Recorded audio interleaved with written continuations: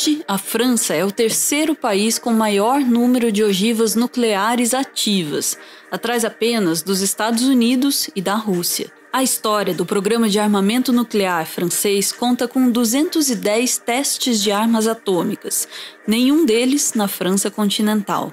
Os primeiros 17 testes foram realizados na Argélia. Quando o país se declarou independente em 1962, os testes foram transferidos para a Polinésia Francesa, que é território francês até hoje. Foram 193 testes entre 1966 e 1996, mas a história ainda não acabou. As consequências sanitárias e políticas desses testes acabam de ganhar mais um capítulo.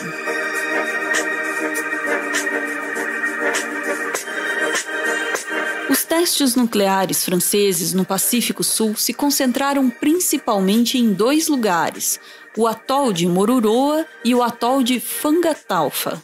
Os Estados Unidos também realizavam testes na região, principalmente nas Ilhas Marshall. Desde o começo, houve muita resistência a esses testes, integrada por grupos bastante diversos. Haviam os habitantes da região, que temiam o impacto desses testes na sua saúde e no ambiente em que viviam, com toda razão, aliás. Havia também os ambientalistas que se opunham ao uso da energia nuclear em todas as suas formas, seja bélica ou para geração de energia. E havia grupos ligados à esquerda que se opunham ao teste por ver neles uma extensão das políticas colonialistas e imperialistas às grandes potências. A oposição aos testes nucleares logo se estendeu por todo o Pacífico Sul.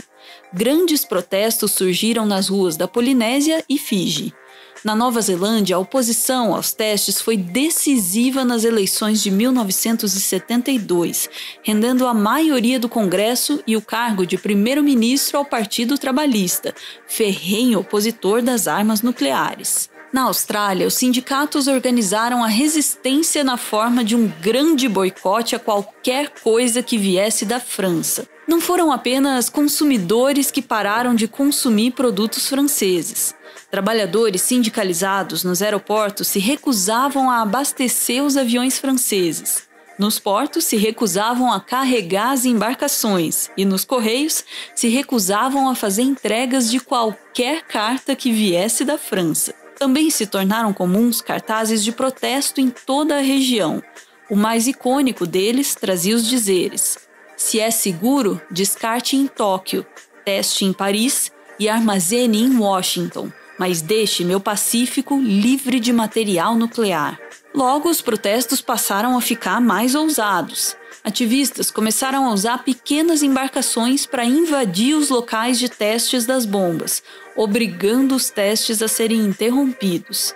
As marinhas francesa e estadunidense não gostaram e passaram a atacar. O primeiro caso ocorreu em junho de 1972, quando a marinha francesa usou uma de suas embarcações de guerra para abalroar um barco de David McTaggart, um dos fundadores do Greenpeace.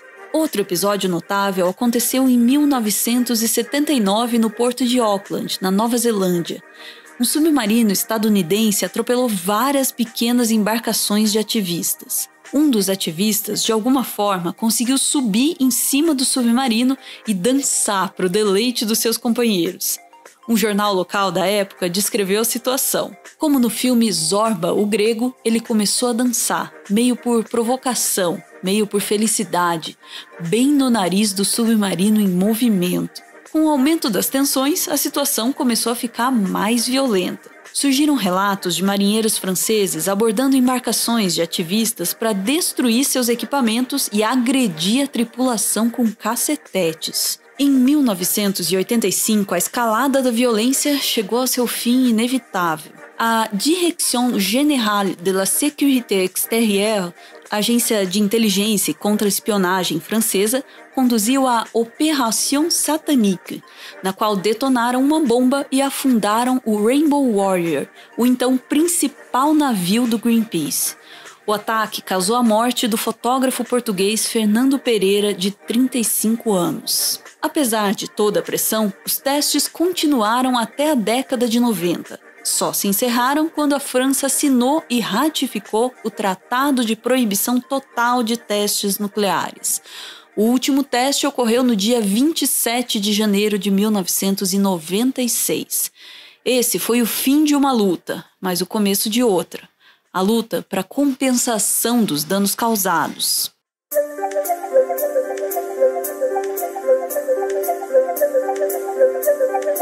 É difícil falar dos impactos que os testes nucleares tiveram na vida dos habitantes da Polinésia Francesa. Os dados que permitiriam essa avaliação foram mantidos em segredo pelos militares franceses, é claro. Sem saber a escala do dano, também era difícil exigir qualquer tipo de ressarcimento por ele. Foi apenas em janeiro de 2010 que o governo francês fez os primeiros movimentos para compensar as pessoas que foram impactadas pelos testes. Foi através da chamada Loi Morin, assim chamada por causa de seu idealizador, o então ministro da Defesa francês, Hervé Morin. De acordo com a lei, qualquer um que tivesse sido exposto à radioatividade dos testes e desenvolvesse um dos 23 tipos de câncer associados à radioatividade teria direito a uma indenização. A indenização poderia ser negada caso um comitê decidisse que a probabilidade de uma associação entre o câncer e a exposição fosse negligenciável.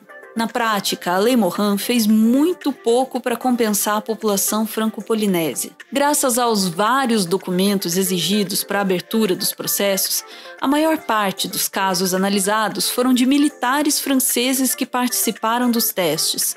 De 1.245 casos avaliados, apenas 147 vieram da população franco-polinésia. Além disso, a maioria dos casos foi rejeitado. Apenas 3% dos casos abertos entre 2010 e 2017 tiveram decisão favorável à indenização. Em 2017, a Lei Morin foi alterada e passou a ser conhecida por outro nome, a Loi Héron. Nessa nova versão, passou a compensar pessoas que foram expostas a 1 milisievert de radiação, o que corresponde a aproximadamente 10 exames de raio-x de tórax. O padrão usado para determinar a exposição de cada pessoa foram as estimativas realizadas pela Comissão de Energia Nuclear Francesa, a CEA, para cada um dos testes. A partir dessa alteração, aproximadamente metade dos pedidos passou a ser aprovado. A população da Polinésia Francesa não achou suficiente. Em 2018, o ex-presidente franco-polinésio Oscar Temaru levou o caso ao Tribunal Penal Internacional, acusando a França de crimes contra a humanidade e chamando a sua política de colonialismo nuclear. Com a continuidade das tensões, um problema da Lei Héron veio à tona. A comissão responsável pela análise dos casos afirmava que a tabela das estimativas de exposição usada foi validada pela Agência Internacional de Energia Atômica, mas essa agência declarou que os autores da tabela nunca enviaram nenhum dado ao cálculo, apenas uma descrição qualitativa de como os cálculos foram realizados. Na prática, isso significa que os casos estavam sendo julgados usando uma estimativa de exposição que nunca havia sido validada por ninguém fora do próprio governo francês. Até agora.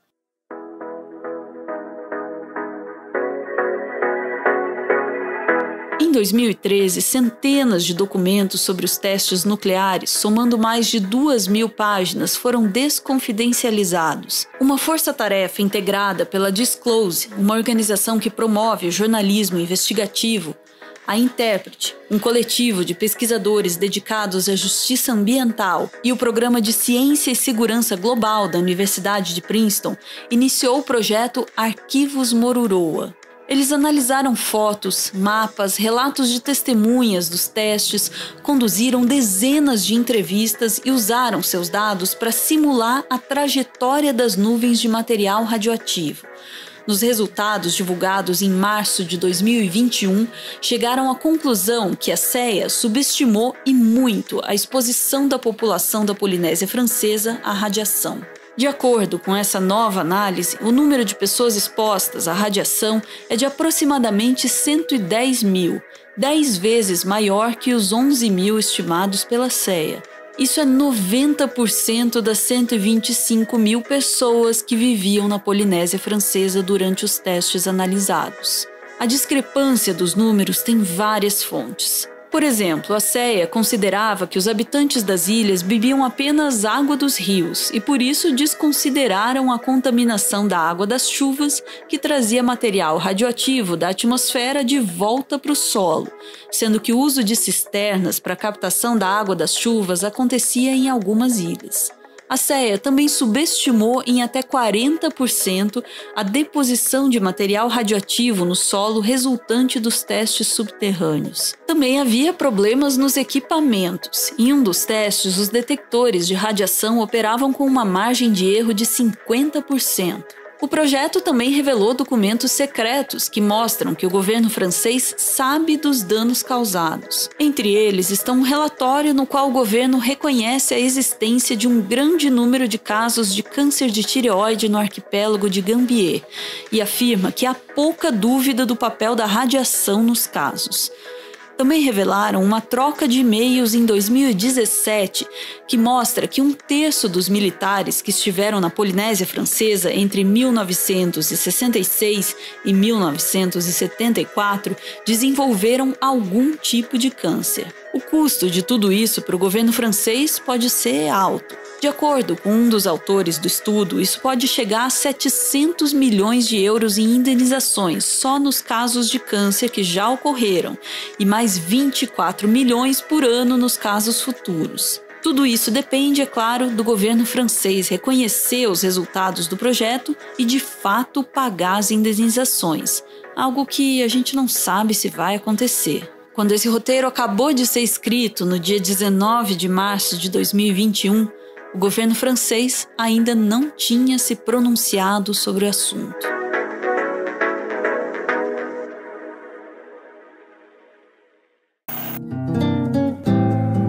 O roteiro do vídeo que você acabou de ver foi escrito pela Sofia. Ela está sempre arranjando novos lugares para falar de ciência. E sempre que ela faz alguma coisa nova, ela avisa lá no Twitter. Então, se você quer ouvir ela falar de ciência e às vezes de outras coisas também, pode seguir ela lá, @lentevermelha.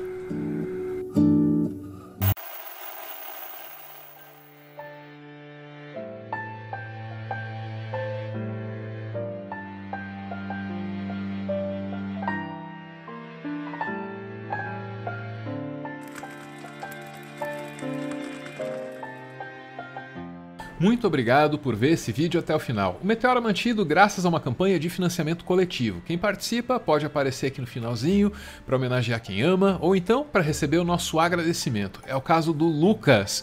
Lucas, muito obrigado pelo e-mail que você escreveu pra gente. Você não sabe o quanto isso significa, a diferença que faz e, sobretudo, o incentivo para que a gente continue trabalhando. Muito obrigado por toda a sua generosidade. Beijo, valeu!